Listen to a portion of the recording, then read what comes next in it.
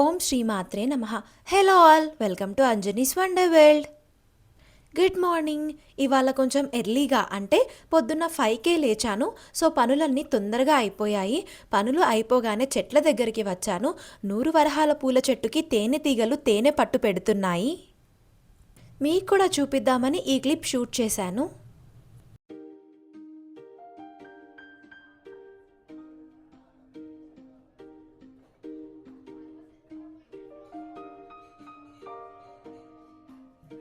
ఇవి నానబెట్టి మూట కట్టిన గోధుమలు ఇలా మొలకలు వచ్చాయి. ఇప్పుడు ఇవెందుకంటే కొన్ని డేస్ నుంచి హెల్త్ బాగాలేదు అని చెప్తున్నాను కదా. సో ఈ గోధుమలతో గడ్డిని పెంచి అది జ్యూస్ చేసి ఫ్రీక్వెంట్గా తాగుతున్నాను. ఈ వీట్ గ్రాస్ జ్యూస్ కోసం గోధుమ గడ్డిని ఎలా పెంచాలి, జ్యూస్ ఎలా ప్రిపేర్ చేయాలి, ఇది తాగడం వల్ల వచ్చే బెనిఫిట్స్, సైడ్ ఎఫెక్ట్స్ అంటే లాభాలు నష్టాలు గురించి ఆల్రెడీ సపరేట్ వీడియోలో డీటెయిల్డ్గా చెప్పాను. ఇంతకీ మీరు ఆ వీడియో చూసారా? ఒకవేళ చూడకపోతే లింక్ డిస్క్రిప్షన్ బాక్స్లో ఇచ్చాను, క్లిక్ చేసి వెళ్ళి చూడండి. ఇది ఏకబిల్వం మొక్క. లాస్ట్ మంత్ నర్సరీ మేళాకి వెళ్ళాము. ఆ మేళా మొత్తం డీటెయిల్డ్గా ప్రీవియస్ వీడియోస్లో మీకు కూడా చూపించాను కదా. అక్కడి నుంచే తీసుకొచ్చాము మేము ఈ ఏకబిల్వం మొక్కని. ఈ మొక్క సైజ్ చూసి దీని ప్రైస్ ఎంతో గెస్ చేసి నాకు కామెంట్స్లో చెప్పండి. కామెంట్ చేశాక చూడండి, డిస్క్రిప్షన్లో దీని ప్రైస్ ఇచ్చాను. బిల్వ చెట్టుని మారేడు అని కూడా అంటాము. ఇందులో ఏకబిల్వం, త్రిబిల్వం, పంచబిల్వం, మహాబిల్వం అని ఉంటాయి. ఇది ఏకబిల్వం. త్రిబిల్వం వినాయక చవితి పత్రి వీడియోలో చూపించాను. మహాబిల్వం లాస్ట్ మంత్ నర్సరీ వీడియోలో చూపించాను. మారేడు దళాలు లేకుండా శివార్చనే లేదు. శివునికి ఇదంటే బహుప్రీతి.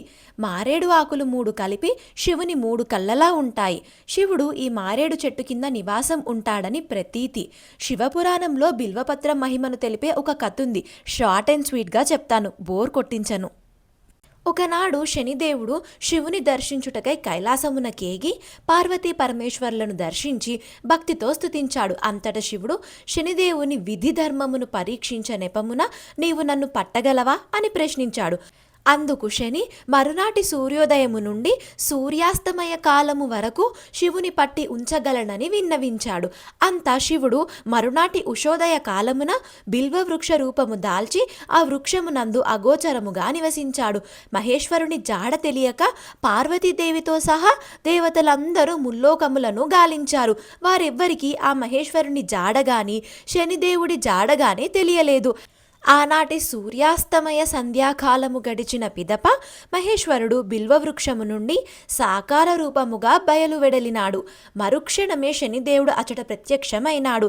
నన్ను పట్టుకోలేకపోయావే అని పరమేశ్వరుడు ప్రశ్నించగా శనిదేవుడు నమస్కరించి, నేను పట్టుట చేతనే గదా లోకారాధ్యులు తమరు ఈ బిల్వవృక్ష రూపముగా ఇందులో దాగి వసించినారు అన్నాడు.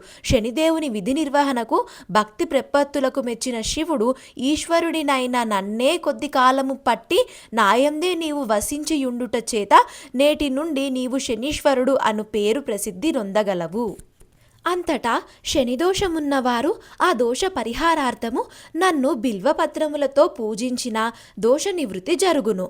బిల్వపత్ర పూజ చేత శివభక్తులైన వారిని ఈ శనీశ్వరుడు బాధించడు అని అభయమిచ్చెను. మొత్తానికి అది అండి, బిల్వపత్రంతో శివుడిని పూజించడం వలన మనకి కలిగే ఆశీర్వాదం. చెట్టు పెట్టడం కూడా అయిపోయింది.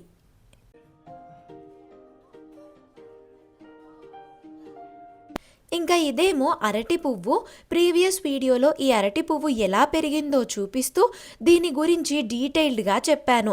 అంతేకాదు దీంతో కూర ఎలా చేయాలో కూడా మామ్స్ కిచెన్ సిరీస్లో రెసిపీ ఉంది. మీలో ఎవరెవరు అరటి పువ్వు కూరని టేస్ట్ చేశారు? ఒకవేళ టేస్ట్ చేస్తే అది మీకు ఎలా అనిపించిందో నాకు కామెంట్స్లో చెప్పండి.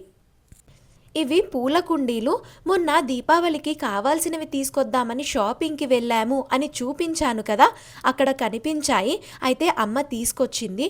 చాలా రీజనబుల్ ప్రైస్కి ఇచ్చారు.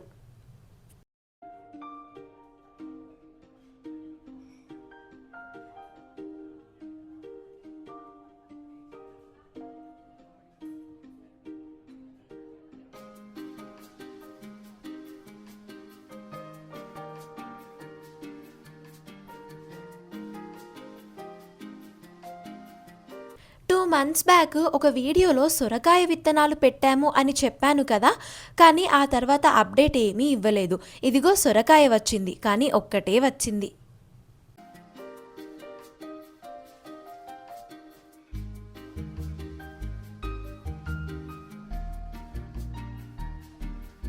ఇది కొత్త స్టీల్ కుక్కర్.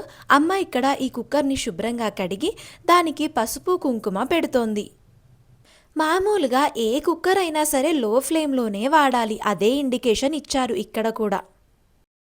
నెక్స్ట్ నేను ఇక్కడ లంచ్లోకి కందిపొడి ఆవకాయ తింటున్నాను. మీలో ఎంతమందికి ఇలా తినే అలవాటు ఉందో నాకు కామెంట్స్లో చెప్పండి.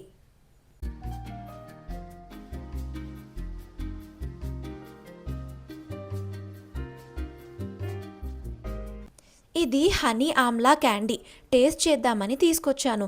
ఆమ్లా అదేనండి, ఉసిరికాయ కంటి చూపుని పెంచడంలో సహాయపడుతుంది. ఉసిరికాయ రోజు తినడం వల్ల రోగనిరోధక శక్తి పెరుగుతుంది. షుగర్ ఉన్న వాళ్ళు ఉసిరికాయని వాడితే ఇన్సులిన్ ప్రొడక్షన్కి సపోర్ట్ చేసి బ్లడ్లో షుగర్ లెవెల్స్ని తగ్గిస్తుంది. జ్ఞాపక శక్తినిచ్చే మందుల్లో దీన్ని ఎక్కువగా వాడతారు. ఉసిరిలోని లినోయిక్ యాసిడ్ వల్ల జాండిస్ అంటే కామెర్లు తగ్గుతాయి. కాలేయంలో చేరిన మలినాలు, విష పదార్థాలను తొలగిస్తుంది. యాంటీఆక్సిడెంట్గా పనిచేస్తుంది. ఉసిరి తినడం వల్ల శరీరంలోని అదనపు కొవ్వును కరిగించుకోవచ్చు. అలాగే నిదానంగా బరువు కూడా తగ్గించుకోవచ్చు.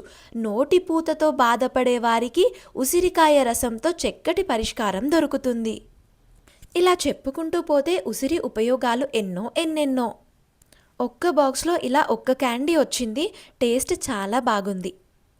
ఇది మేథీ కాకరా అని సూపర్ మార్కెట్లో కనిపిస్తే టేస్ట్ చేద్దామని తీసుకొచ్చాను.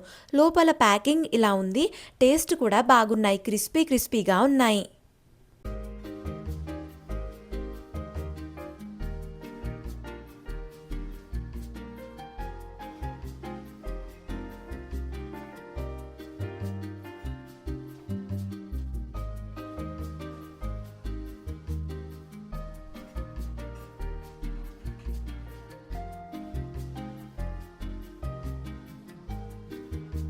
ఈవినింగ్ మాల్కి వచ్చాము.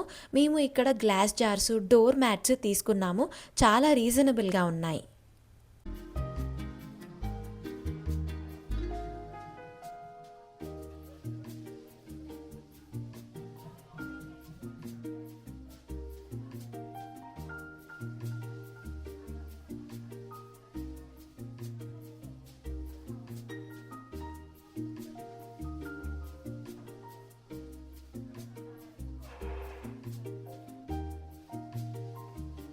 ఇంటికొచ్చేసరికి గోడ మీద ఇది కనిపించింది.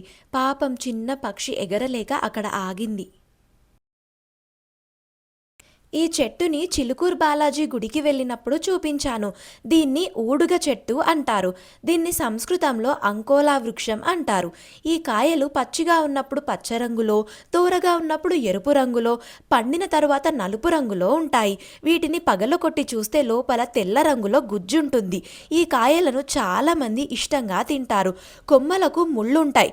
ఫిబ్రవరి, మార్చి నెలల్లో చెట్టు పూస్తుంది. పూలు సువాసనతో ఉంటాయి. దీని విత్తనాల నుంచి నూనె తీసి పారిశ్రామిక ఉత్పత్తుల్లో వాడతారు. ఇది ఆయుర్వేద వైద్యంలో ఉపయోగపడుతుంది. ఈ చెట్టు నుంచి తయారు చేసిన మందుల్లో యాంటీ ఆక్సిడెంట్ గుణం ఉంటుందని అంటారు. ఉరుములు మెరుపులతో వర్షం కురిసినప్పుడు ఊడుగ విత్తనాలు మానుకు అతుక్కుంటాయని మరొక నమ్మకం. ఊడుగ విత్తనం వంటి వాడు అని తెలుగులో సామెత, అంటే వద్దన్నా అతుక్కుపోతాడని దాని అర్థం. మీలో ఎవరెవరు ఇవి టేస్ట్ చేశారో నాకు కామెంట్స్లో చెప్పండి. ఆంటీ వాళ్ళ ఇంటికి వచ్చాము. అయితే ఇక్కడ పిట్ట గూడు పెట్టింది.